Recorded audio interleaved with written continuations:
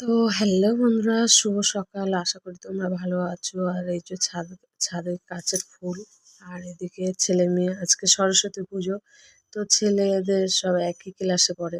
ছেলের বন্ধুরা রেডি হয়ে গেছে, আমার ছেলেও রেডি হয়েছে। আর এদিকে আমার মেয়ের বন্ধুরা সব একই ক্লাসে এরা পড়ে।